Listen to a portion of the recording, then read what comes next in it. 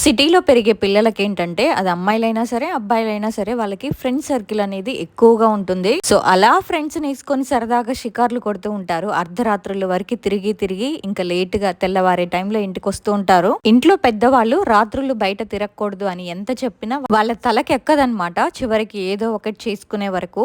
ఇలా చేయడం వల్లే మా కుటుంబానికి తీరని నష్టం కలిగిందని మన సబ్స్క్రైబర్ తన లైఫ్ లో జరిగిన ఇన్సిడెంట్ ని మనతో షేర్ చేసుకున్నారు. అసలు ఏం జరిగిందో తెలుసుకోవాలంటే మరి వీడియోనైతే స్టార్ట్ చేసేద్దాం.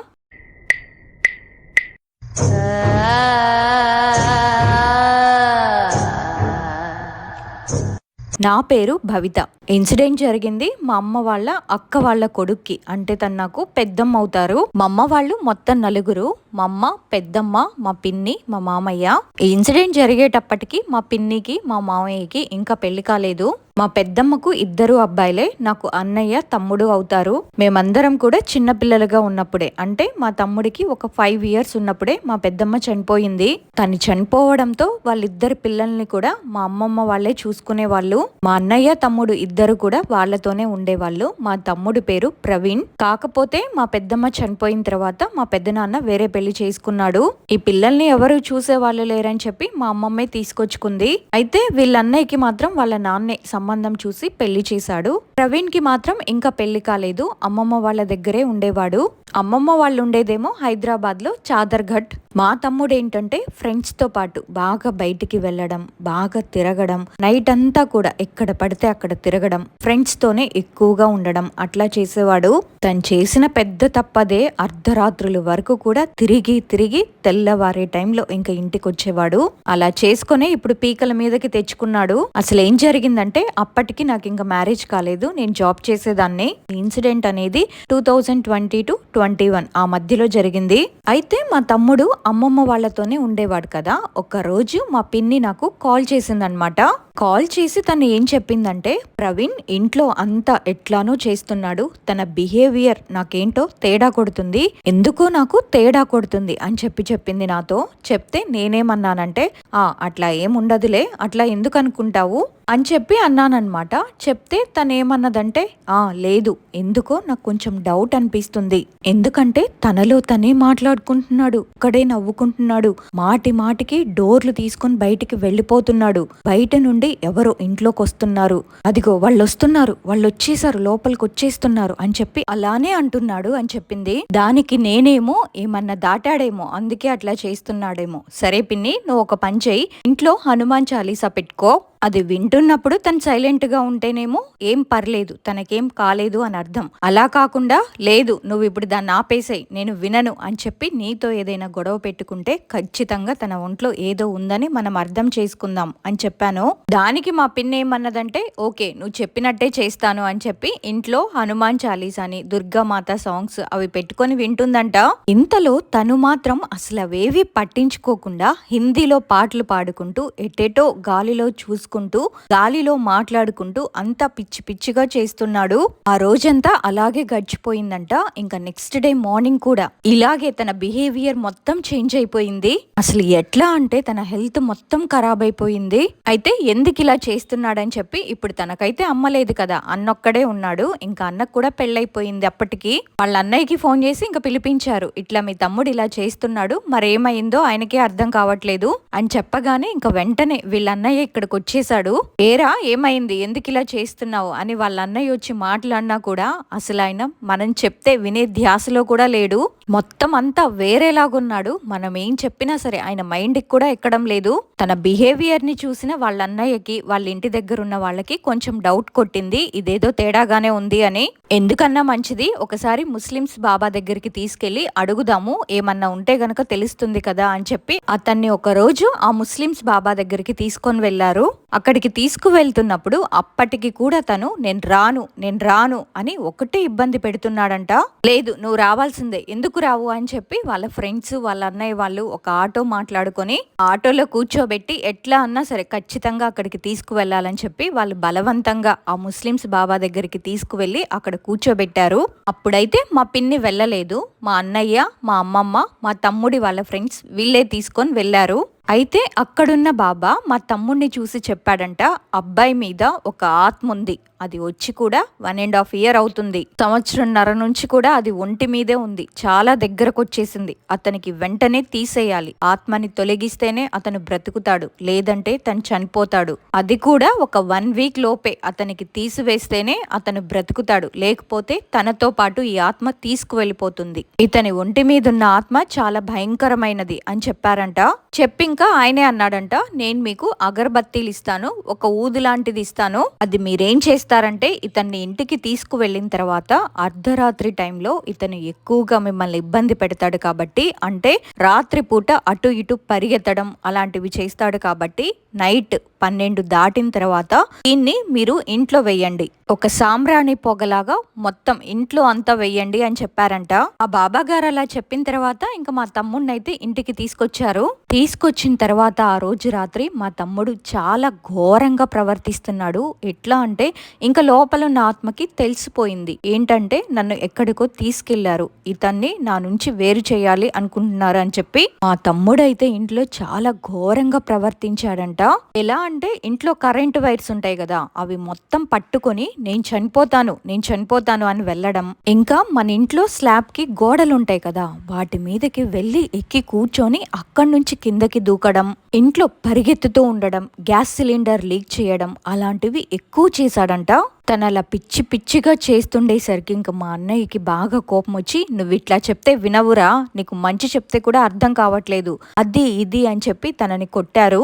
అప్పుడు తను కొంచెం సైలెంట్ అయ్యాడు. సరే పర్లేదు అని అందరూ ఊరుకోబెట్టేసి, ఇప్పుడు వింటాడులే, సైలెంట్ గా ఉన్నాడు కదా, ఇప్పుడు చెప్పినట్టే వింటాడు అని వీళ్ళంతా బయట మాట్లాడుకుంటూ ఉన్నారు. ఆ నైట్ టైంలోనే అప్పుడే టైం 12 కావస్తుంది. అయితే ఆ బాబా గారు చెప్పారు కదా, 12 దాటిన తర్వాత అతను మళ్ళీ ఏదైనా చేసే అవకాశం ఉంటుంది కాబట్టి మీరు ఇంట్లో మొత్తం సాంబ్రాణిలాగా వేయండి అని. అప్పుడు మీకు కూడా నిజమేంటో అబద్ధమేంటో తెలుస్తుందని చెప్పారంట. ఇక వెంటనే మా వాళ్ళందరికీ ఆ విషయం గుర్తుకొచ్చి 12 దాటిపోయిన తర్వాత 12:10కి అలాగా ఇల్లు మొత్తం సాంబ్రాణి వేశారు. మా అమ్మమ్మ వాళ్ళది ఏంటంటే అపార్ట్మెంట్స్ అన్నమాట, హాల్, కిచెన్, బెడ్రూమ్ అట్లా ఉంటుంది. బాల్కనీలో ఒక పెద్ద అద్దం ఉంటుంది, డ్రెస్సింగ్ టేబుల్ లాంటి అద్దం ఉంటుంది అక్కడ.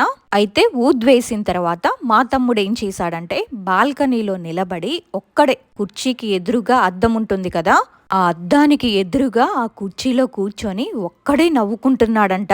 వీళ్ళేమో బయట ఉన్నారు కదా, అయితే వాళ్ళ అన్నయ్య చెప్పాడంట, అరే వాడొక్కడే ఉన్నాడు, ఏం చేస్తున్నాడో మనకు తెలీదు, ఒకసారి వెళ్ళి చూసిరాపో అని మా తమ్ముడు వాళ్ళ ఫ్రెండ్ ని పంపించాడు. మనందరం కూడా ఇక్కడే కూర్చున్నాం కదా, అసలు వాడు అక్కడ ఏం చేస్తున్నాడో చూసిరాపో అని వీళ్ళ ఫ్రెండ్ ని పంపించాడు. ప్రవీణ్, ఏం చేస్తున్నావు ప్రవీణ్, చాయ్ ఏమైనా తాగుతావా, ఏమైనా కావాలా నీకు, ఏమైనా తీసుకురావాలా చెప్పు అని మాట్లాడుకుంటూ మా తమ్ముడి దగ్గరికి వెళ్ళి ఇట్లా నిలబడ్డాడు అతను. వాళ్ళ ఫ్రెండ్ అన్ని మాటలు మాట్లాడినా మా తమ్ముడు అస్సలేం సమాధానం చెప్పట్లేదంట. ఏంటి, ఏం మాట్లాడినా అసలు చప్పుడే చేయట్లేదు, నవ్వుతున్నాడు, ఒక్కడే నవ్వుకుంటున్నాడేంటి అని సరే అని ఇట్లా రిటర్న్ అయ్యేటప్పుడు ఎందుకో అబ్బాయి అద్దం సైడ్ చూసేసరికి అక్కడున్నది మా తమ్ముడే అయినా కానీ అద్దంలో ప్రతిబింబం మాత్రం ఒక ఆడాత్మ ఉందంట. అది కూడా ఎలా కనిపించిందంటే ఒక గోల్డ్ కలర్ నైటీ వేసుకొని ఒక ఆకారంలో ఉండి ఈ వచ్చిన అబ్బాయిని చూసి నవ్వుతుందంట.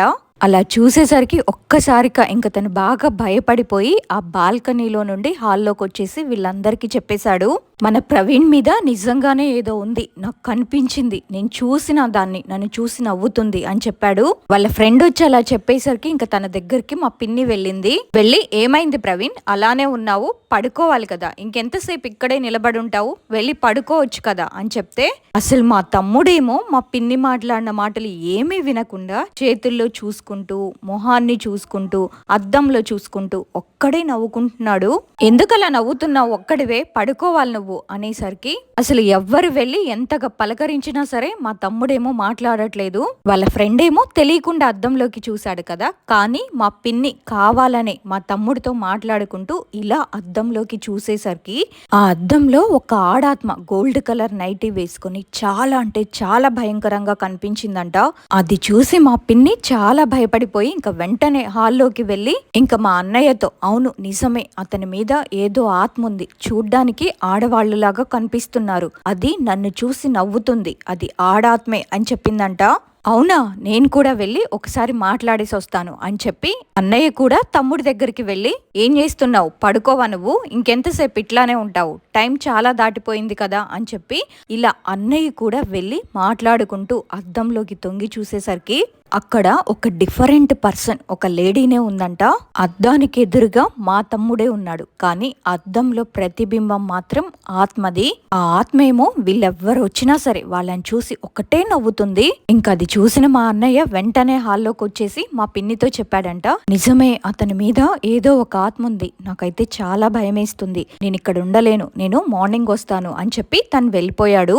ఇంకా మా పిన్ని, అమ్మమ్మ, మా మామ వీళ్ళు మాత్రమే ఇంట్లో ఉన్నారు. రాత్రి 12 దాటిన తర్వాత ఆ సాంబ్రాణి అది మొత్తం ఇల్లంతా వేసిన తర్వాత మా తమ్ముడు కొంచెం అలా నిద్రలోకి వెళ్ళిపోయాడు. నెక్స్ట్ డే మార్నింగ్ అంతా తను నార్మల్ గానే ఉన్నాడు. మా పిన్ని మళ్ళీ నాకు ఫోన్ చేసిందనమాట. ఫోన్ చేసి ఏం చెప్పిందంటే, నిన్న రాత్రి మేము హనుమాన్ చాలీసా, దుర్గామాత సాంగ్స్ పెట్టినా కూడా వినకుండా హిందీలో పాటలు పాడుకున్నాడు, డాన్స్ చేశాడు, మొత్తం తిరిగాడు, ఇల్లంతా పిచ్చి పిచ్చిగా చేశాడు. కానీ రాత్రి 12 దాటిన తర్వాత బాబాయ్ ఇచ్చిన ఊదు ఇంట్లో వేసాము. ఆ తర్వాత వాడు సైలెంట్ గా నిద్రపోయాడు.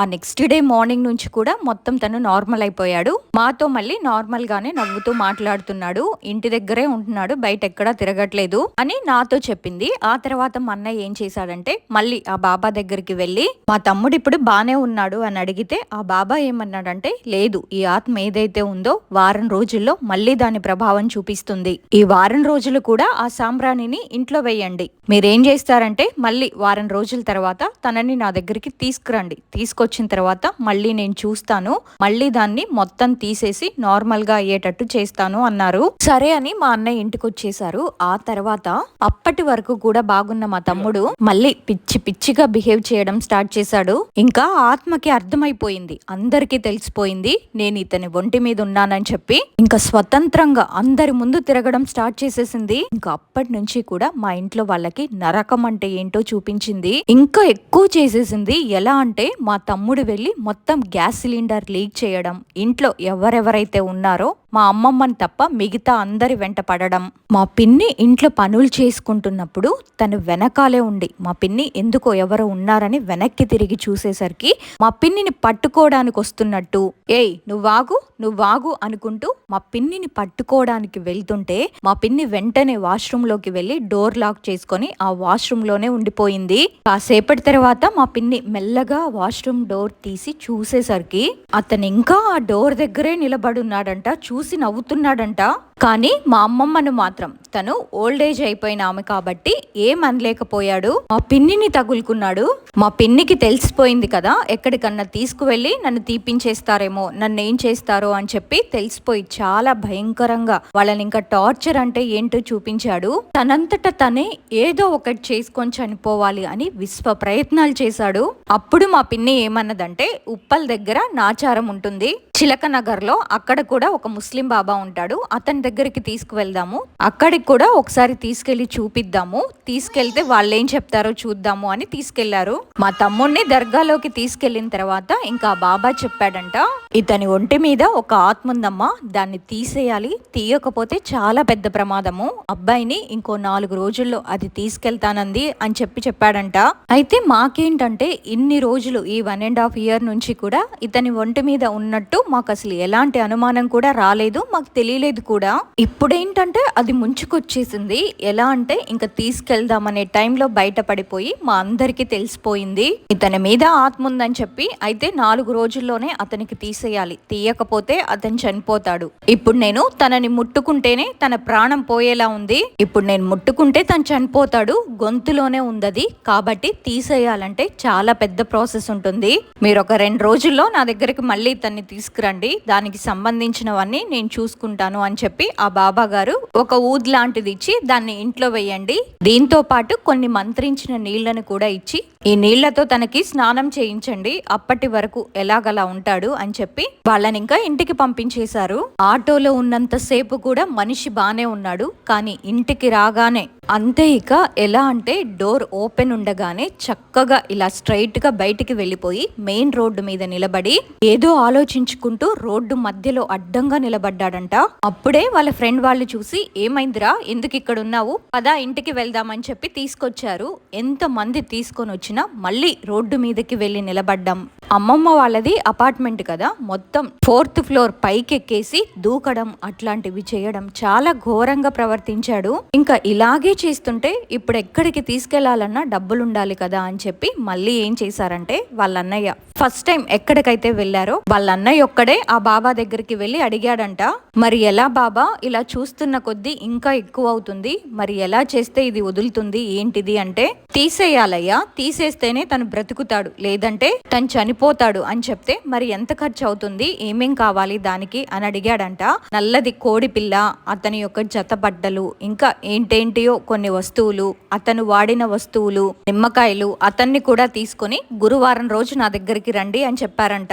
సరే బాబా తీసుకొస్తామని చెప్పి వాళ్ళ అన్నయ్య ఇంటికి వచ్చేసి ఇదే విషయాన్ని అందరూ ఇంట్లో వాళ్ళు మాట్లాడుకుంటూ ఉన్నప్పుడు మా తమ్ముడు విని, ఆహా నన్నేదో చేస్తున్నారు వీళ్ళు, నన్ను బయటికి పంపించేస్తున్నారు అని ఆ ఆత్మ ఇంకా ఘోరంగా అంటే చాలా ఘోరంగా ప్రవర్తించింది. ఇంకా మా అన్నయ్యని ఎలాగలాగా మనీ అరేంజ్ చేసుకొని వాళ్ళ ఫ్రెండ్స్ సహాయంతోనే మా పిన్నిని రావద్దు అని చెప్పాడంట. ఎందుకంటే మా పిన్నికి అప్పటికి ఇంకా పెళ్లి కాలేదు, సో తనని రావద్దు అని చెప్పి మా తమ్ముడి వాళ్ళ ఫ్రెండ్స్, అన్నయ్య, అమ్మమ్మ వీళ్ళందరూ కలిసి తమ్ముడిని ఆటోలో ఎక్కించుకొని ఆ బాబా దగ్గరికి తీసుకొని వెళ్లారు. వెళ్తే ఆ బాబా గారు ఒక పెద్ద ముగ్గు లాంటిది వేసి అందులో కూర్చోబెడితే అస్సలు కూర్చోవట్లేదంట.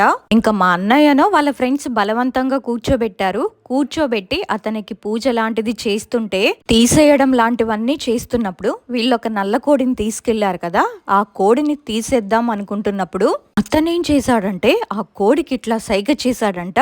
సైగ చేయగానే ఆ కోడి ఎక్కడికో పారిపోయింది. మళ్ళీ వాళ్ళ ఫ్రెండ్స్ వెళ్ళి ఆ కోడిని పట్టుకొని వచ్చి మళ్ళీ అతన్ని అక్కడ కూర్చోబెట్టారంట.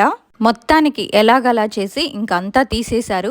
మనిషి కూడా మంచిగా అయిపోయేటట్టు చేశాడు ఆ బాబా. కోడిని తీసేసి నెత్తి మీద నుంచి నిమ్మకాయలు అవన్నీ తీసేసి అతనికి ఒక అంతరం కట్టి ఏమని చెప్పారంటే, నువ్వు ఇంతకు ముందు అర్ధరాత్రులు తిరిగి ఇంతవరకు తెచ్చుకున్నావు, ఇక మీదట కొన్ని రోజులైనా సరే నువ్వు బయటికి వెళ్ళొద్దు, ముఖ్యంగా అర్ధరాత్రులు బయట అస్సలు తిరగద్దు, తిరిగితే మళ్ళీ నీకు హెల్త్ ప్రాబ్లమ్స్ వస్తాయి, కాబట్టి నువ్వు బయటికి వెళ్ళొద్దు అని చెప్పారంట ఆ బాబా. దానికి మా తమ్ముడేమో, సరే నేను ఎక్కడికి వెళ్ళను, ఇంట్లోనే ఉంటాను అని చెప్పాడు. ఇంకా బాబా గారు ఒక 2 తాయెత్తులు, ఒకటి మెడలోకి ఇంకొకటి నడుముకి కట్టుకోవాలని తాయెత్తులు ఇచ్చి ఇంకింటికి పంపించేశారు. ఆ తర్వాత మంచిగానే అయ్యాడు, మంచిగానే ఉన్నాడు. కొన్ని రోజుల తర్వాత ఆ బాబా గారు మరీ చెప్పారు కదా బయటికి వెళ్ళొద్దు, ఇలాంటివి చెయ్యొద్దు అంటే, అక్కడేమో అన్నిటికీ సరే అని ఒప్పుకొని ఇంటికి వచ్చాక కనీసం అతను ఒక 1 వీక్ వరకు కూడా బయటికి వెళ్లకుండా ఉండలేకపోయాడు. అక్కడి నుంచి వచ్చాక ఒక 3-4 రోజులు సరిగ్గా ఉన్నాడు అంతే. ఆ తర్వాత మళ్ళీ స్టార్ట్, బయట తిరగడం, అక్కడ ఇక్కడ తిరగడం నార్మల్ గానే ఉండేది. ఆ తర్వాత తనకు కట్టిన తాయెత్తులు కూడా ఎప్పుడో తనకు తెలియకుండానే పోవడం జరిగిపోయింది. ఎక్కడెక్కడైతే ఆ బాబా గారు అతన్ని తిరగద్దు అని చెప్పారో మళ్ళీ మా తమ్ముడు అక్కడక్కడనే తిరిగాడు. మళ్ళీ అది రెండోసారి ఒంటి మీదకి వచ్చేసింది. కాకపోతే ఈసారి ఒంటి మీదకి వచ్చినప్పుడు ఎవ్వరికి తన రూపం చూపించకుండా, బయట పడకుండా అది ఏం చేసిందంటే ఎవ్వరికి కూడా డౌట్ వచ్చేలాగా ప్రవర్తించలేదు ఈసారి. ఆ తర్వాత ఏం జరిగిందంటే, ఆ రోజు బోనాల పండగ వచ్చింది. పండగ టైంలో వేపాకులు అలా కట్టుకుంటారు కదా, అయితే ఏం జరిగిందంటే మా తమ్ముడు సైలెంట్ గా ఇంట్లోనే పడుకున్నాడు. వాళ్ళ ఫ్రెండ్ ఎవరో ఒక అతను వచ్చి, కొంచెం వేపాకులు కావాలరా, నేను వెళ్తున్నాను, నువ్వు కూడా రా అని చెప్పి తమ్ముడిని తీసుకొని వెళ్ళాడు. మా తమ్ముడు కూడా సరే వస్తాను పదా అని చెప్పి ఇద్దరు కలిసి వేపాకులు తుంపడానికి చెట్టు దగ్గరికి వెళ్లారు. మా తమ్ముడు వాళ్ళ ఫ్రెండ్ ఏమో నార్మల్ గా వేపాకుల్ని తెంపేశాడు, కిందకి కూడా దిగాడు, అయిపోయింది. మా తమ్ముడు ఏం చేశాడంటే వేప చెట్టు పక్కన గోడ ఉంటుంది కదా, ఆ గోడ మీదకి ఎక్కేసి వేప మండను పట్టుకొని ఒక చేతిలో కొడవలుంది ఇనుముది, దానితో ఇట్లా కోస్తున్నాడంట. అనుకోకుండా మన అర్థింగ్ వైర్ ఉంటుంది కదా, కరెంట్ వైర్, చూసుకోకుండా దాన్ని కూడా ఒక చేతిలో పట్టుకున్నాడు. ఇంకో చేతిలో ఏమో ఇనుముది కొడవలు ఉండేసరికి అది మొత్తం షాక్ కొట్టేసింది. షాక్ కొట్టేసి చాలా ఘోరంగా కాలిపోయాడు మా తమ్ముడైతే. మా తమ్ముడికి ఇలా షాక్ కొట్టేసరికి పక్కన పోయే వాళ్ళందరూ చూసి అయ్యో అబ్బాయికి కరెంటు పట్టేసింది కదా అని చెప్పి పెద్ద కట్టేదో తీసుకొచ్చి ఆ కరెంటు నుంచి వేరు చేయడానికి ఇలా కొట్టేసరికి గోడ మీద నుంచి కింద పడిపోయాడు. అప్పటికే ఇంకా బాగా కాలిపోయాడంట. అక్కడున్న వాళ్ళు తొందరగా కాల్ చేసి హైదరాబాద్ లోనే ఉస్మానియా హాస్పిటల్ కి తీసుకొని వెళ్లారు. అంబులెన్స్ లో మా తమ్ముడిని తీసుకెళ్లగానే డాక్టర్స్ కొద్దిసేపు పట్టించుకోలేదంట. మా తమ్ముడికి ఇలా జరిగిన విషయం అక్కడ వాళ్ళ అన్నయ్యకి తెలియదు, ఇక్కడ మా అమ్మమ్మ వాళ్ళ ఇంట్లో మా పిన్నికి అమ్మమ్మకి ఎవ్వరికీ తెలియదు. అయితే ఇది జరిగింది మా అమ్మమ్మ వాళ్ళ ఇంటికి కొంచెం దూరంలో. మా పిన్ని ఏంటంటే జాబ్ చేస్తుంది. మా పిన్ని డ్యూటీ నుంచి ఇంటికి వస్తున్నప్పుడు ఒక అబ్బాయి చూసి, అయ్యో అక్క నువ్వేంటి ఇప్పుడు వస్తున్నావు, మీ ప్రవీణ్ హాస్పిటల్లో ఉన్నాడు కదా అంటే, మా ప్రవీణ్ హాస్పిటల్లో ఉండడం ఏంటి, మా ప్రవీణ్కి ఏమైంది, ఇంట్లోనే ఉంటాడు కదా అంటే, లేదక్క మీ ప్రవీణ్కి షాక్ కొట్టింది, అంబులెన్స్లో హాస్పిటల్కి తీసుకెళ్లాము అనగానే అసలు మా పిన్ అయితే నమ్మాలా నమ్మొద్దా అని చాలా భయపడిపోయి ఇంకా వెంటనే హాస్పిటల్కి వెళ్ళిపోయింది. హాస్పిటల్కి వెళ్ళేసరికి స్ట్రెచ్చర్ మీద పడుకోబెట్టారంట. మనిషి అయితే జస్ట్ చూస్తున్నాడు గాని అసలేం మాట్లాడట్లేదంట, మొత్తం కాలిపోయి ఉన్నాడు అతను. ఇంకా మా పిన్ని వెళ్ళి డాక్టర్స్ తో మాట్లాడింది. సార్ మరి ఎలా ఉంది తనకి ఏంటిది అంటే, మా తమ్ముడు ముందు కాకుండా మా పిన్నిని పక్కకు తీసుకువెళ్ళి చెప్పారంట. అమ్మ అతను చాలా కాలిపోయాడు, 65% వరకు బాడీ కాలిపోయింది, అతను అదృష్టం ఉంటే ఉంటాడు, లేదంటే మేమేం చేయలేమమ్మా, 5 days టైం ఇస్తున్నాము, 5 రోజుల్లో దాటి ఉంటేనేమో మేము ఇంకా ట్రీట్మెంట్ ఇస్తాము, 5 days లోపు ఏదైనా అయితే దానికి మేమేం చేయలేము, ఒకవేళ మీరు వేరే హాస్పిటల్లో చూపించుకుంటామన్నా అది మీ ఇష్టం అమ్మా, మేము చెప్పేదైతే ఇదే అనేసరికి మా పిన్నేమో, లేదు సార్ ఎలా అయినా మీరే చూడండి, అతనికి తల్లి లేదు ఎవ్వరూ లేరు, అంతా మేమే, కొంచెం చూడండి అని చెప్తే డాక్టర్స్ కూడా ఆ కేసుని పట్టించుకొని చాలా మంచిగా ట్రీట్మెంట్ ఇచ్చారంట అతనికి. ఆ తర్వాత ఏం జరిగిందంటే, మా పిన్ని మా అమ్మకి కాల్ చేసి, అక్క ఇట్లా జరిగింది, ప్రవీణ్ కి కాలిందంట, నాకు తెలీదు, నేను డ్యూటీ నుంచి వచ్చేసరికి ఇట్లా ఇంటి దగ్గర వాళ్ళు చెప్పారు, నేను హాస్పిటల్లో ఉన్నాను అని మా అమ్మకి చెప్తే, మా అమ్మేమో అయ్యో అలా ఎలా జరిగింది, అసలు అలా ఎలా అయ్యింది, సర్లే నేను వస్తాలే హాస్పిటల్కి అని చెప్పి, సరే నువ్వేం భయపడకు జాగ్రత్తగా చూయించండి అని చెప్పిందంట. చెప్పిన తర్వాత మా పిన్ని మా తమ్ముడి వాళ్ళ అన్నయ్యకి ఫోన్ చేసి, ఇలా జరిగింది మీ తమ్ముడికి హాస్పిటల్లో ఉన్నాడు అని చెప్తే, ఇంకా అన్నయ్య వెంటనే హాస్పిటల్కి వెళ్ళి డాక్టర్స్ తో మాట్లాడి తన పరిస్థితి అంతా తెలుసుకొని ఇంకా అక్కడే వాళ్ళ తమ్ముడి దగ్గరే హాస్పిటల్లోనే ఉన్నాడు.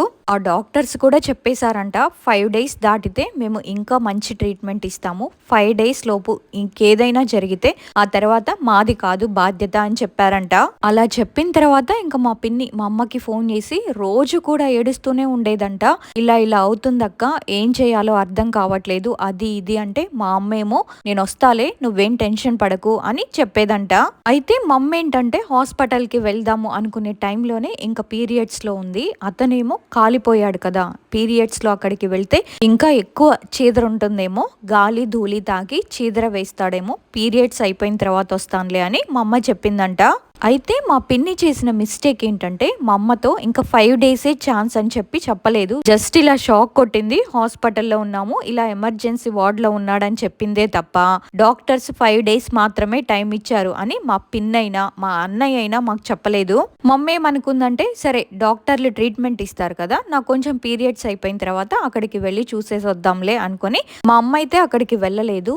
నాకైతే అసలు మా తమ్ముడు హాస్పిటల్లో అడ్మిట్ అయినట్టు గాని 3-4 రోజుల వరకు కూడా నాకు తెలీదు. మా తమ్ముడికి ఫస్ట్ లో దయ్యం పట్టింది కదా, దాన్ని వదిలించిన తర్వాత నాకు మ్యారేజ్ అయ్యింది, మేము వేరే ఊళ్ళో ఉంటాము. అయితే మా అమ్మ వాళ్ళైనా సరే మా తమ్ముడికి ఇలా జరిగిందని చెప్పి నాకు చెప్పలేదు, ఎందుకంటే నేను టెన్షన్ పడతానేమో భయపడతానేమో, ఎందుకు రిస్క్ వద్దులే అని చెప్పి నాకు చెప్పలేదంట. అప్పుడు ఆషాఢం వచ్చింది, నా పెళ్ళైన తర్వాత ఫస్ట్ ఆషాఢం బోనాల పండగ అని చెప్పి నేను అమ్మ వాళ్ళ ఇంటికి వెళ్ళాను. వెళ్ళినప్పుడు ఏమైందంటే, అక్కడ అందరూ కూడా మా తమ్ముడి విషయం గురించే మాట్లాడుకుంటున్నారు, ఇంట్లో వాళ్ళు, మా సిస్టర్, మా ఇంటికి వచ్చిన చుట్టాలు మా తమ్ముడి గురించే మాట్లాడుకుంటున్నారు. నేను రాగానే నన్ను చూడగానే టాపిక్ ఆపేస్తున్నారు మాట్లాడడం, నేను అలా పక్కకి వెళ్ళగానే మళ్ళీ మాట్లాడుకుంటున్నారు. అయితే నాకేం అర్థం కాలేదు, ఎందుకో మా ఇంట్లో వాళ్ళని మా అమ్మ వాళ్ళని చూసి నాకు కొంచెం తేడా కొట్టింది. నా ముందు ఏదో వీళ్ళు దాస్తున్నారు, ఏదో నాకు చెప్పట్లేదు, ఏదో జరుగుతుంది, ఏదో అయ్యింది అని నా మనసు నాకు చెప్తూనే ఉంది, ఎవరికో ఏదో అయ్యింది అని. ఎవ్వరు కూడా నాకు చెప్పట్లేదు కదా అని చెప్పి నేను కూడా ఎవరిని ఏం అడగలేదు. వెళ్ళలేదు. అయితే ఆ బోనాల పండగకి మా నాన్న వాళ్ళ రిలేషన్ నుంచి మా పిన్ని ఒక ఆమె వచ్చింది బోనాల పండగ అని చెప్పి. ఆ రోజు మా ఇంట్లో వాళ్ళందరూ కూడా బయట జాతర జరుగుతుంది కదా, ఆ విగ్రహాల ఊరేగింపు అవుతుంది కదా అని చెప్పి అందరూ చూడ్డానికి అక్కడికి వెళ్లారు. అయితే నేను వెళ్ళలేదు, మా పిన్ని కూడా వెళ్ళలేదు. నేను మా పిన్ని ఇద్దరం పక్క పక్కనే కూర్చున్నాము. మా పిన్ని నాతో మాట్లాడుతూ దేవుడికి మొక్కుతుంది. అబ్బాయికి ఏం కాకూడదు, అబ్బాయి మంచిగా ఉండాలి, అది ఇదని అంటుంది. నాకైతే ఏం అర్థం కావట్లేదు. ఎవరబ్బాయి, ఎవరికి ఏమైంది, అసలు ఎందుకు మొక్కుతున్నావు, ఏమైంది పిన్ని అని చెప్పి నేను అడిగాను. అడిగితే ఏం లేదు అని చెప్పి మా పిన్ని అంది. అలా అన్న తర్వాత ఇంకా నేను మా పిన్నిని అడిగేశానమాట. పిన్ని, మన ఇంట్లో వాళ్ళు నా ముందట ఏదో మాట్లాడడానికి ఆలోచిస్తున్నారు, నేను లేనప్పుడే మాట్లాడుకుంటున్నారు, నేనున్నప్పుడు ఎవ్వరు ఏమీ మాట్లాడట్లేదు, అసలు మా ఇంట్లో ఏదో జరుగుతుంది, ఏంటిది మా ఇంట్లో జరిగేది నాకు అర్థం కావట్లేదు, అసలు ఏమవుతుంది నీకేమైనా తెలుసా పిన్ని, తెలిస్తే నిజం చెప్పు, ఎవరికో ఏదో జరుగుతుందని నా మనస్సాక్షి నాకు చెప్తుంది, చెప్పు పిన్ని అని అడిగాను. అడిగేసరికి అప్పుడు మా పిన్ని నాతో చెప్పింది, నువ్వు అడిగినట్టు నేను చెప్తాను, కాకపోతే నేను చెప్పినట్టు నువ్వు మీ అమ్మ వాళ్ళతో చెప్పద్దు, ఎందుకంటే నీకు చెప్తే నువ్వెక్కడ టెన్షన్ పడతావో భయపడతావో అని చెప్పి ఎవ్వరు కూడా నీతో చెప్పొద్దన్నారు. కానీ నువ్వు ఇంతలా అడుగుతున్నావు కాబట్టి నేను చెప్తున్నాను. మీ పెద్దమ్మ వాళ్ళ కొడుకున్నాడు కదా చిన్నాయన, ఆయనకి దెబ్బలు తగిలినాయి అంట.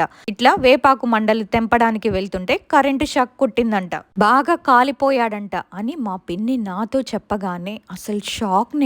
నాకు అసలు ఏమీ అర్థం కావట్లేదు, ఈమె చెప్పేది నిజమా, ఏదో అడిగినందుకు ఏదో చెప్తుందా అని చెప్పి అసలు నాకు షాక్ అనిపించింది. ఏంటి పిన్ని నువ్వు అసలు ఏం మాట్లాడుతున్నావు, అడిగినందుకు ఏదేదో చెప్తున్నావేంటి, మా తమ్ముడికి షాక్ కొట్టడం ఏంటి అని చెప్పి నేనన్నాను. అంటే నిజంరా, ఫొటోస్ లో కూడా నేను చూసాను, చాలా ఘోరంగా ఉంది అబ్బాయి పరిస్థితి అని చెప్పి మా పిన్ని నాతో చెప్పింది.